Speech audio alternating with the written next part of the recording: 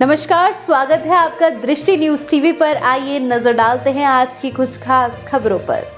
झांसी के चिरगांव थाना क्षेत्र से एक ऐसी तस्वीर सामने आई है जो सिस्टम पर सीधा सवाल खड़ा करती है। मुरादा बालूघाट, जहां रेत नहीं, आज एक गरीब मजदूर का खून बिखरा मिला। 27 साल के सुनील कुशवाहा की हत्या का आरोप सीधे सीधे दबंग बालू माफियों पर है। परिजनों का दावा है कि सुनील की बेरहमी से हत्या की गई। शव को कपड़ों में बांधकर जेसीबी से दफनाने का कोशिश की गई और तमंचे के बल पर परिवार को घटनास्थल से भगाया गया। अब सवाल ये है, क्या मजदूरी मांगना गुनाह बन गया है और क्या बालू माफिया कानून से ऊपर हो चुके हैं? मुरादा का अवैध बालूघाट चिरगांव का वही इलाका जहां अवैध बालू खनन लंबे समय से चर्चा में है। यही मिला 27 वर्षीय सुनील कुशवाहा का शव। परिजनों के मुताबिक सुनील कई दिनों से मजदूरी न मिलने के कारण काम पर नहीं जा रहा था, लेकिन बालू माफियों ने पिछली मजदूरी देने का झांसा देकर उसे दोबारा काम पर बुलाया और वहीं उसकी हत्या कर दी गई।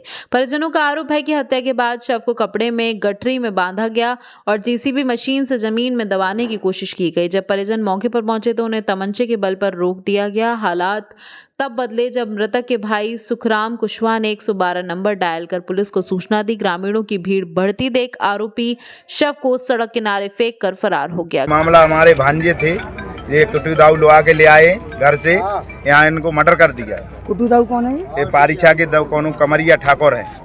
अच्छा, यहाँ क्या कैसे पता चला आपको? क्या ये तो हमें पता चला, उनके साथ लेबर थी तो लेबर बारह उनको हैंड ओवर किया तो एक लेबर का भाग आया रोड पर, उनने दूसरे से फोन लगवाया कि ऐसी ऐसी घटना हो गई है।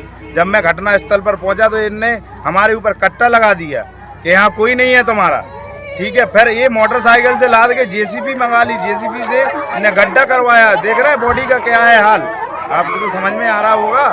अब फिर बॉडी गड्ढा करवा के बांध दिया, बॉडी को बांध के फिर डालना चाहते, हम पहुंच गए इतने में फिर ये हुआ।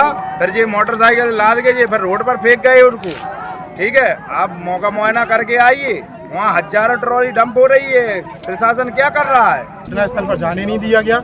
जेसीबी ट्रैक्टर और ट्रॉली को निकाल रही थी और हमारे भाई की बॉडी को इन लोगों ने देखने नहीं दिया, हम लोगों को वहाँ पे जाने नहीं दिया। जो लोग वहाँ पहुँच गए थे उनका फोन छीन लिया, ठीक है, और उनको मारा पीटा, फोन नहीं करने दिया। शायद बता रहे थे कि कट्टा भी बंदूक जो होती है, बंदूक अड़ा के फोन छीन लिया उनका। अच्छा, किससे आपको अपने परिजन की बॉडी किस अवस्था में मिली?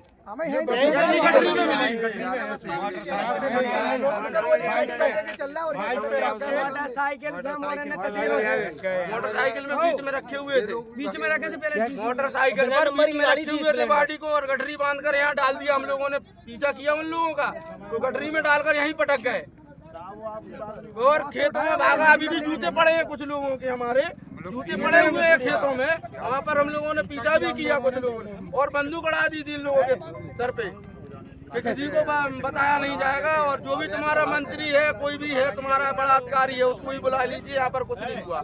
घटना के बाद पूरे इलाके में गुस्सा और डर दोनों का माहौल है।